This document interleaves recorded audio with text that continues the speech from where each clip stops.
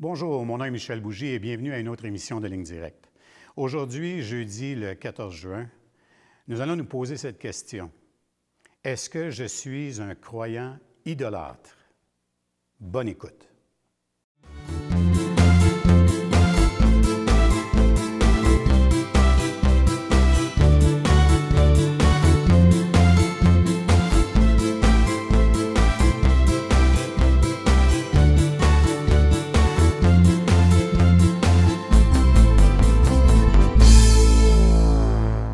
Alors, bonjour, Pasteur Jeff. Bonjour, Michel.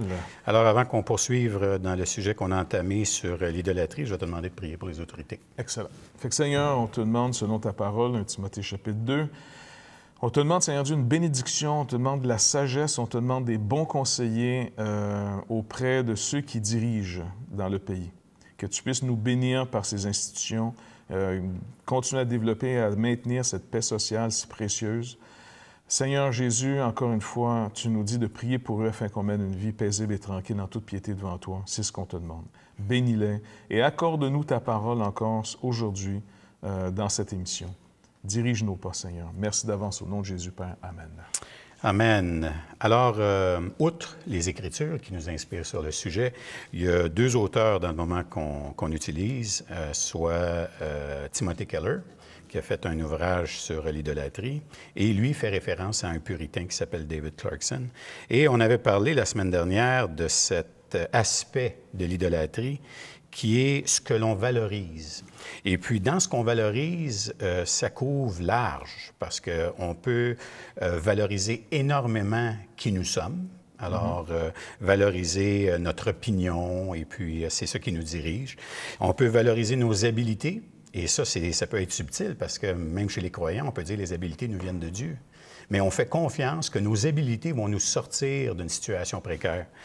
Ou on peut même valoriser aussi nos accomplissements. Et ça, souvent, les accomplissements, c'est quand tu deviens un peu plus vieux, tu regardes en arrière et tu fais confiance au fait que parce que tu as réussi des choses dans ton passé d'une certaine façon, que nécessairement, si les situations se reproduisent, bien nécessairement, j'ai passé au travers à cause de mes accomplissements le démontrent, donc je vais encore passer au travers. Mais on se rend compte que tout ça, c'est encore des formes d'idolâtrie. Et Clarkson mentionne qu'on peut s'attendre à des choses externes, comme Israël le faisait avec l'Égypte, quand, au lieu de faire confiance au Seigneur, on faisait des alliances avec des gouvernements extérieurs ou faisait confiance à d'autres divinités. Et ça a été la condamnation d'Israël. Oui, parce qu'on a souvent une tendance de penser que l'idolâtrie, c'est de la superstition ou c'est quelque chose de toujours religieux. En réalité, comme tu le rappelles, oui, il y avait un aspect souvent religieux lorsqu'on se tournait vers les Baals, les Astartés, ou encore une fois, il y avait de la sorcellerie, on allait voir des devins, ainsi de suite. Mais lorsque Israël n'était pas, par exemple, certains dirigeants qui n'étaient pas nécessairement superstitieux dans ce sens, ils étaient plus terre à terre, entre guillemets, et eux, bon, mais la religion, c'est bien, la superstition, c'est bien, là, mais là, on est dans des choses sérieuses. J'ai une armée qui s'en vient me combattre. Je vais faire alliance avec le pays d'à côté, mettant nos deux armées ensemble pour qu'on puisse vaincre celui qui s'en vient. Et les prophètes, souvent, condamnaient cette attitude parce qu'Israël devait démontrer, et puis c'est un défi assez intense, en tant que nation, elle avait un Dieu. Dieu avait adopté Israël comme peuple. Donc, pour montrer finalement le côté vivant de Dieu, contrairement à les idoles morts de ce monde qui n'existent pas. Et mais pour faire confiance à un Dieu vivant, c'est de faire confiance concrètement, dans la vie concrète. Et c'est facile en théorie de dire « je fais confiance à Dieu », mais quand une armée concrète s'en vient, ton Dieu qui est peut-être un peu flou, tu sais, OK, comment il fait là? Comment on va voir la délivrance? Et c'est extrêmement difficile pour des hommes comme, je sais pas moi, Asaph ou d'autres, de dire « bon, mais attends, je fais confiance à qui? » Et là, dans nos vies, ces choses ont été écrites pour notre instruction, afin qu'on ne fasse pas les mêmes erreurs. Et nous, les croyants, un chrétien, un véritable chrétien, parce qu'on peut l'être de culture chrétienne, mais sans nécessairement avoir une foi concrète en Dieu. Donc là, on parle de quelqu'un qui dit vraiment croire en Dieu et en Jésus-Christ, son Fils unique, qui est mort pour nous et qui est ressuscité le troisième jour pour accomplir l'œuvre parfaite de la rédemption. Okay? Donc, si je dis que je crois en lui, c'est que je suis en train d'apprendre à me confier en Dieu, un Dieu vivant, un Dieu réel. Okay? Et j'abandonne mes anciennes formes d'idolâtrie. Parce que toute mon ancienne manière de vivre reposait sur d'anciennes croyances. Certains croient, par exemple, que le but de la vie, c'est d'être aimé. Et ils vont tout faire pour...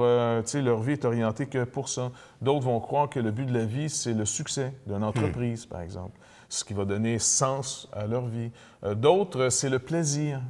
Une bonne vie, une vie heureuse. Donc, c'est tellement subtil ce qui peut venir nous chercher.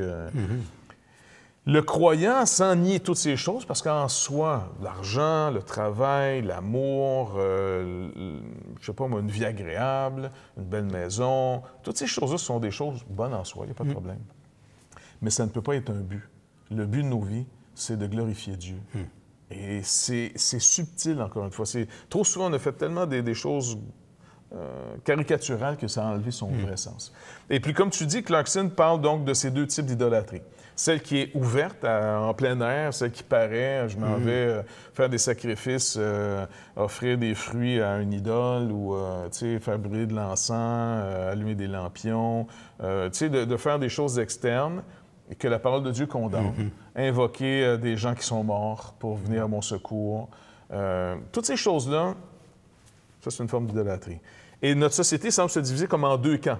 Il y a les idolâtres externes, qu'on appelle les superstitieux, ainsi de suite. Tu rappelais dans la dernière émission, même les sportifs, des fois, peuvent avoir un petit rituel, des acteurs, ainsi de suite. Il y a des gens qu'il faut qu'ils recommencent des certaines... C'est de la superstition et c'est le commencement de l'idolâtrie. Parce que plutôt que de dire, non, je te fais confiance, Seigneur, je dois apprendre à avoir un comportement sous ton regard et tu as toute chose entre tes mains. Il n'y a pas un cheveu de ma tête qui va tomber sans que tu ne sois pas au courant. Il n'y a pas un moineau qui va mourir aujourd'hui sans que tu ne sois pas à côté et que tu aies permis la chose. Donc, à plus forte raison, je vaux plus que bien des moineaux. Je te fais confiance. Même prier, il ne faut pas que ça devienne non plus de la superstition.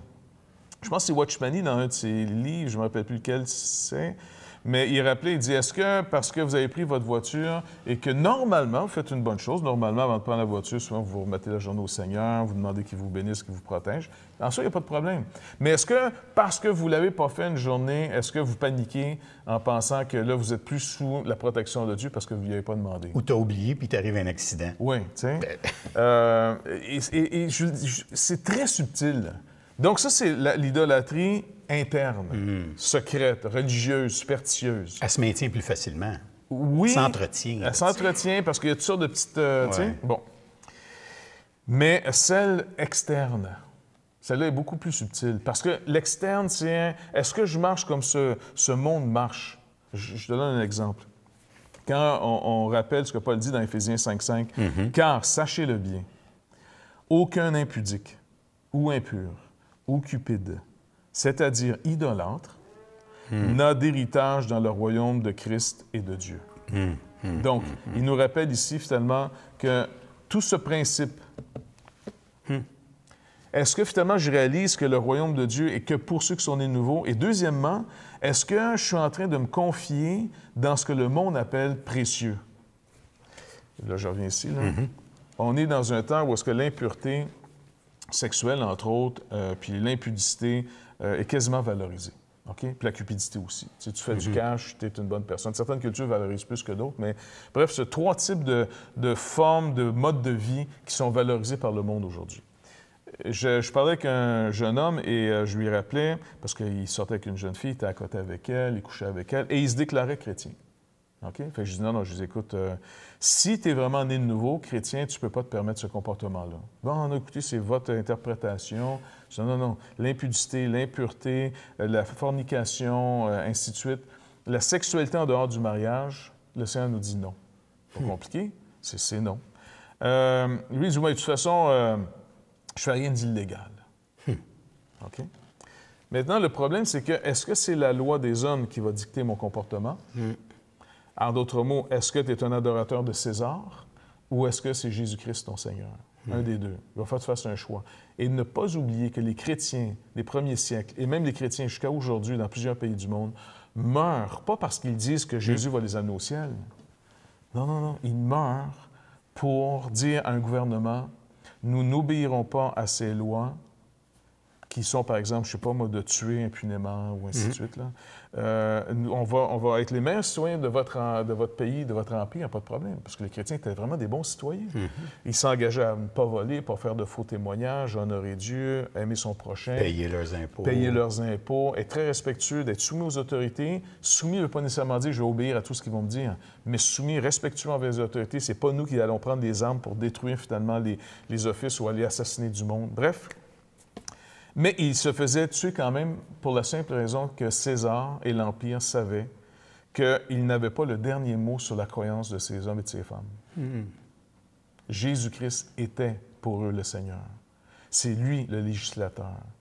Si les Romains se donnaient le droit de tuer leurs enfants, d'exposer, qu'on appelait à l'époque, pour les chrétiens, c'est hors de question. Dans la communauté chrétienne, aucun chrétien exposait ses enfants à être vendus ou, encore une fois, les faire mourir. C'est hors de question. Le faible, on ne le tuait pas, on le soigne. Celui qui a faim, on ne le laisse pas crever de faim, on le nourrit. Si quelqu'un, tu peux aider et qui vient t'aider, tu dois aider. Et donc, les chrétiens étaient extrêmement dérangeants parce que dans certaines sociétés, même jusqu'à aujourd'hui, tuer un enfant à naître, quand tu y penses, des fois, il y a juste la peau qui sépare l'enfant dehors puis l'enfant dedans. Quand une société arrive à se crever les yeux puis à s'endoctriner comme dans une secte, être capable de tuer ses propres enfants, elle va être capable très facilement, bientôt, de tuer ces vieillards qui coûtent cher parce qu'on est des cupides. On va aimer l'argent au détriment des gens. Les vieux commencent à nous coûter cher. Les malades chroniques qu'on soigne, qui ça ne donne rien de les soigner parce qu'ils ne retourneront pas sur le marché du travail, ils vont coûter cher. Cher, l'impôt, les taxes. Puis il y a d'autres choses à faire avec cet argent-là. Il y a d'autres choses. On peut aider des jeunes familles. Oui. On peut mettre cet argent-là chez les jeunes. Tu vois? Et là, on va voir qui sont des vrais croyants et qui ne le sont pas. En passant, ce n'est pas tous ceux qui disent « Seigneur, Seigneur » qui sont sauvés. C'est pas... Être sauvé, c'est pas dire « Je fais une prière, Jésus, sauve-moi ». C'est pas ça du tout. Il faut mettre les choses bien claires. Être sauvé, c'est d'avoir vu d'abord le désastre dans lequel je suis, que j'ai été conçu dans l'iniquité. Vraiment, je ne vais pas bien. La loi, je la reconnais comme étant juste. Ce qu'elle exige, c'est bon. Maintenant, je ne suis pas capable de l'accomplir. Donc, je réalise qu'il y a un sérieux malaise. Non pas avec la loi. Ce n'est pas la loi que je dois changer. La loi vient de montrer que le problème, c'est moi, c'est pas elle. La loi est parfaite, elle est pure, elle est spirituelle, elle vient de Dieu, elle définit exactement ce que Dieu a fait. Maintenant, est-ce que je me fais un idole, un Dieu sur mesure, qui est un Dieu très gracieux, mais qui châtie jamais? Un Dieu qui fait que je peux être pardonné, mais je n'ai pas à me repentir. Tu vois? Je n'ai pas à abandonner mes idoles, il va s'occuper de moi pareil. Il va devenir, en d'autres mots, ça c'est l'idolâtre vraiment subtil, Dieu, Jésus-Christ, va devenir dans ma vie un idole de plus. Si les autres ne marchent pas, on va me tourner vers celui-là. Tu comprends? Et le Seigneur dit non, tu vas te confier en moi seul. En moi seul. Donc, cette forme d'idolâtrie secrète est beaucoup plus subtile que la forme d'idolâtrie externe. Externe, ça peut paraître des fois grossier, mais quand tu commences à réaliser qu'est-ce que j'estime dans ma vie, ça c'était le premier point qu'il nous donnait. Puis c'est drôle, mais avant de passer à la pause, juste j'entendais John Piper parler d'un commentaire que son père faisait. Son père, c'était un évangéliste. Et puis il lui disait, il dit, c'est bien plus facile, il dit, amener les gens au salut que de les amener à leur perdition. On va s'arrêter là-dessus et on vous revient tout de suite après la pause.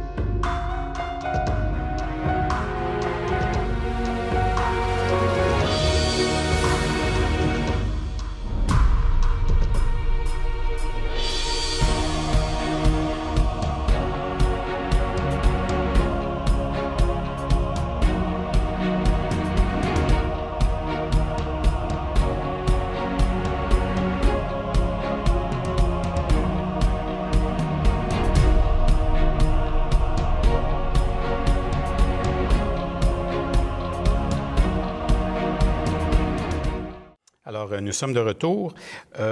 Maintenant, Pasteur Jeff, juste avant la pause, on parlait un petit peu là, des formes externes et on a parlé des formes internes et on a parlé des formes externes.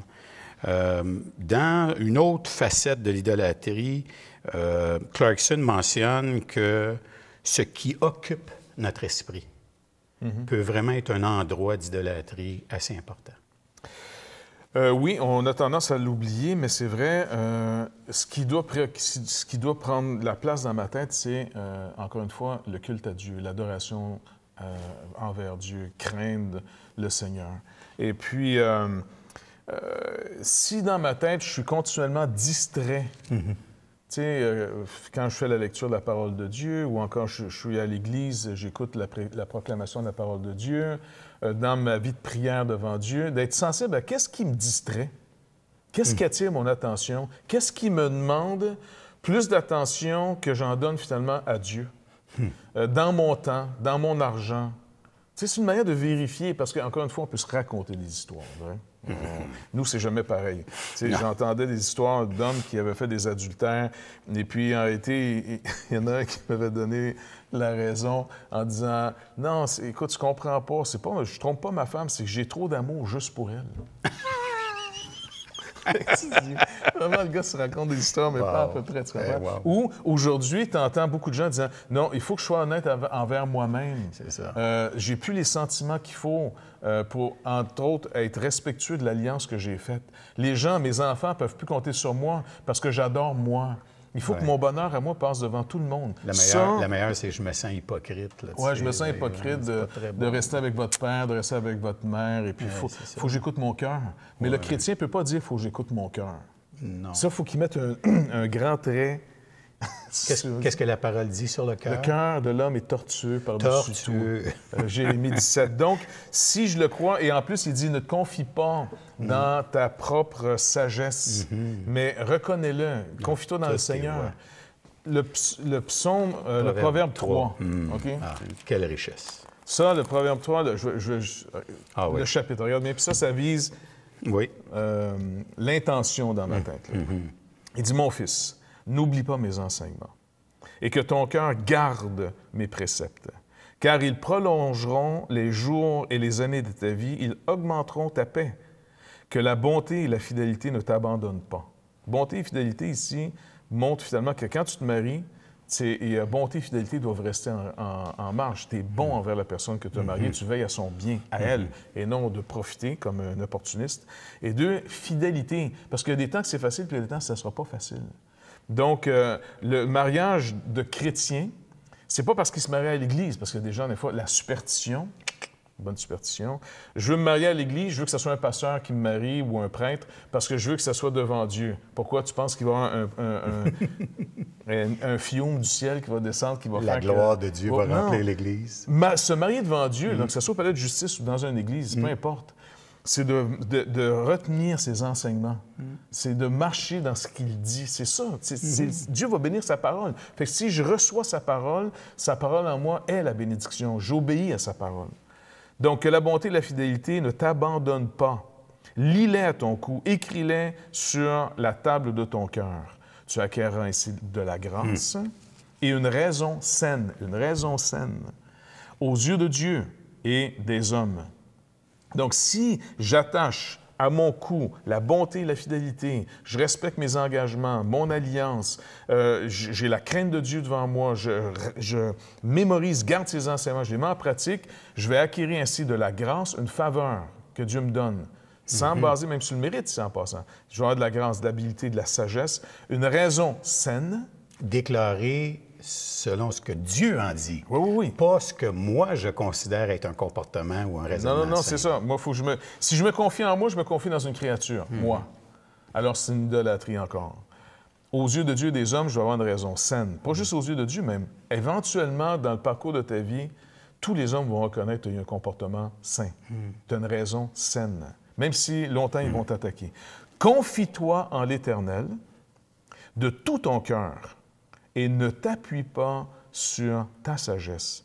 Reconnais-le dans toutes tes voies et il aplanira tes sentiers. Ne sois point sage à tes propres yeux. Crains l'Éternel, détourne-toi du mal. ce sera la santé pour tes muscles, un rafraîchissement pour tes os. Il Oh trouve, non! en passant juste la parenthèse, il y trouve même un bénéfice médical. Oui.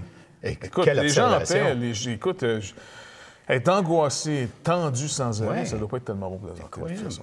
Puis regarde bien, ici, on parlait d'honorer Dieu. Comment j'honore Dieu? Un, en recevant ses instructions, sa parole. Ici, très concret. Honore l'Éternel avec tes biens. Fait que tu veux savoir où est ton Dieu? Regarde le budget que tu t'es fait. C'est ça. Regarde le budget de ton temps, regarde le budget de ton argent, regarde où ton esprit est préoccupé, où je mets du temps, qu'est-ce qui attire mon attention. Je ne sais pas, moi, est-ce que, par exemple, tu décides d'abandonner régulièrement l'assemblement de toi-même parce que tu fais du sport? Bien, je suis désolé, le sport, qui est une bonne chose, devient une forme d'idolâtrie. Je veux dire, le Seigneur est d'abord. Est-ce que tu payes toutes sortes de choses, tu t'achètes toutes sortes de choses avant d'amener ton offrande au Seigneur? Eh bien, toutes ces choses sont des idolâtries. Dieu est en bas de la liste d'épicerie. En d'autres mots, tu le prends comme un idole de plus. Encore que ça marche. Mais ce n'est pas le seul. Dieu n'est pas parmi les idoles. Dieu est le seul. Et encore une fois, je vais rappeler, les chrétiens se faisaient persécuter dans l'Empire romain, comme ils se font encore persécuter aujourd'hui, parce qu'ils disent, nous ne reconnaissons que Dieu et le Seigneur Jésus-Christ comme étant le seul et unique Dieu. Il disait aux autres, je suis désolé, c'est non. Dieu seul. Et donc, dans un siècle aujourd'hui qui veut de mettre Jésus, puis ce qu'on apprend à nos enfants à la petite école, avec le cours OCR, entre autres, on essaie de faire de Jésus un idole parmi les autres idoles. Amène ton Dieu à l'école. On va tous les mettre ensemble pour qu'ils puissent s'entendre. C'est d'apprendre à nos enfants à devenir des idolâtres. Et le drame, c'est que la plupart des chrétiens qui mettent leurs enfants dans ces cours et qui ne font rien, puis disent pas au gouvernement, tu vas enlever tes sales pattes sur mon enfant, parce que ce qu'il va croire, ça m'appartient, ça appartient pas à l'État. Mais on est tellement désabusé, on est tellement endoctriné, on est tellement dans la grosse secte du nationalisme. C'est une secte, c'est une religion. Tu comprends? Eh bien, finalement, on a remplacé le curé par le premier ministre. Et les gens vont te le dire maintenant, c'est plus la moralité qu'ils cherchent, si c'est légal ou non. C'est encore de l'idolâtrie. Si avant j'étais idolâtre de me confier dans l'homme religieux, aujourd'hui je suis tout aussi idolâtre de me confier dans l'homme non religieux et qui représente la nation, et c'est la nouvelle idole.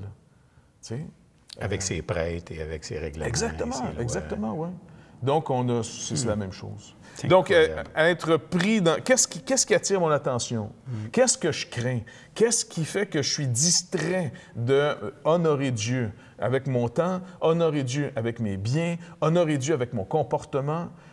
Beaucoup de gens se croient chrétiens, mais en réalité sont des idolâtres car ils ont mis Dieu parmi les idoles de leur petit temple, de leur cœur. Et c'est eux qui gouvernent. Ils séduisent ce Dieu. Puis je pense aussi qu'il y a tout l'aspect de la protection de soi-même. Quand ma préoccupation, quand mon esprit est occupé à continuellement voir comment les situations doivent m'être favorables, parce que si elles ne le sont pas, je vais me sentir mal. Et je n'aime pas me sentir mal. On est retourné dans le jardin où on se cache parce qu'on avait honte d'être nu encore une fois, tu sais. Et ça aussi, la peur, j'en reviens pas comment est-ce que dans la société aujourd'hui, la peur se manifeste de toutes sortes de façons chez l'individu. Peur de perdre la face, continuellement. Et ça occasionne des comportements étranges, mais ça occasionne surtout le fait que ton esprit est continuellement occupé à ça. Quand je dois prêcher l'Évangile, je réalise que ma peur des hommes, ma crainte des hommes, qu'est-ce qu'ils vont penser de moi, ce que ma famille va penser de moi, me montre que cette idolâtrie, cette idole de ce que l'autre pense de moi est encore très présent. Et je suis obligé d'aller voir le Seigneur en confessant, en disant, c'est vrai. Dans ma tête, là, c'est pas si facile que ça d'abandonner mes idoles. Parce qu'aller prêcher ton nom sur une place publique, sachant très bien ce que les gens pensent. Les gens sont dans une propagande, ils sont manipulés. Ils sont tous, avant, ils étaient tous religieux, comme des moutons sans intelligence. Hein? Maintenant, ils sont tous comme les mêmes moutons, ils ont juste changé de berger, que c'est l'État et c'est le nationalisme, ou c'est le « je me moi » seulement. Et puis, j'ai la même crainte. Et là, je réalise donc que finalement, cette idolâtrie, je ne peux pas la vaincre par moi-même. Je ne veux pas devenir un arrogant, qui est une forme d'aller vers un autre idole pour abattre le premier.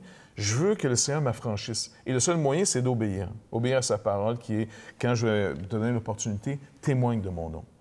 témoigne de mon nom. Aie pas honte de moi sur la place publique. Et moi, je n'aurai pas honte de toi quand tu comparaîtras devant moi et mes anges. Donc, c'est de apprendre à valoriser le Seigneur Jésus-Christ. Et donc, en d'autres mots, valoriser ce que lui dit des choses et non pas ce que moi je pense des choses, comme on l'a lu dans Proverbe 3. C'est aussi d'apprendre à obéir à ce qu'il dit. Je fais plier ma volonté à sa parole. Donc, je mets en action ce que j'entends. J'ai l'intention d'obéir à la vérité. Donc, en attaquant mon idolâtrie, mes idoles, moi-même, j'abats les idoles, un peu comme Gédéon. Un jour, il a abattu l'idole, finalement, de son village. Tu comprends? Oui. Et puis, quand il a abattu cette idole, durant la nuit, bon, il était un peu craintif, mais il l'a quand même fait, mais durant la nuit, le lendemain matin, les gens ont voulu, finalement, le mettre à mort. Et là, son père, ça l'a réveillé, son père, en disant, non, non, que l'idole qui a été abattue se défende lui-même. Donc, il dit, non, non, vous ne toucherez pas à mon garçon. Et puis, Gédéon a été une source de bénédiction incroyable pour son village et même son pays au complet. Mais on remarque ici que régulièrement, pour marcher avec Dieu, quand on est appelé, on vient de se réveiller devant lui, on vient de réaliser que Jésus-Christ est notre seul espoir, notre seul Seigneur. Ni la politique, ni l'éducation, ni le médical, ni les grands programmes, qui sont tous des bonnes choses, mais pas des choses ultimes qui vont m'amener la vie. Alors, je dois commencer à abattre les idoles dans ma vie. Je dois faire place qu'à un seul, Jésus-Christ. Et je n'attendrai pas finalement qu'ils partent tout seuls. Ils ne partiront pas tout seuls. Je dois faire le ménage. Puis est-ce que il n'y a pas tout cet aspect-là aussi des choses dont une des façons de se garder de ça, c'est d'exercer, premièrement, notre intellect à lire la parole, à recevoir les principes, comme on l'a lu dans le Proverbe 3, mais aussi à se remémorer les choses que Dieu a faites dans nos vies. Parce que trop souvent, ce qui occupe notre pensée, c'est la mémoire des choses, la mémoire des échecs, la mémoire de toutes sortes de choses. Et puis, on est vite à juger les Hébreux dans le désert qui venaient de sortir d'Égypte. Comment ça se fait qu'ils ont oublié? Puis ça, Ouais. Mais nous, on oublie aussi. Et quand on oublie, c'est comme si on perd cet ancrage qu'on avait. Quand on fait justement nos assemblements de nous-mêmes ou qu'on est seul et qu'on loue le Seigneur, on fait ce que tu dis, on se rappelle. Et regarde comment les 10 commandements commencent. « Je suis l'Éternel ton Dieu qui t'ai fait sortir du pays d'Égypte, de la maison de l'esclavage. Donc, c'est-à-dire, avant de te mettre à obéir à moi, rappelle-toi qui t'appelle. Dieu dit, écoute, je suis, rappelle-toi, je vais te donner 10 commandements, mais rappelle-toi qui te les donne en soi, ces commandements. Celui qui t'a délivré du pays d'Égypte, de la maison de l'esclavage. Et c'est là-dessus qu'on va terminer l'émission et on va reprendre la prochaine exactement sur ce thème. Alors, merci beaucoup d'avoir été avec nous aujourd'hui. On vous rappelle que vous pouvez consulter les émissions et les archives au www.labibleparle.com. Alors, au plaisir. À la semaine prochaine.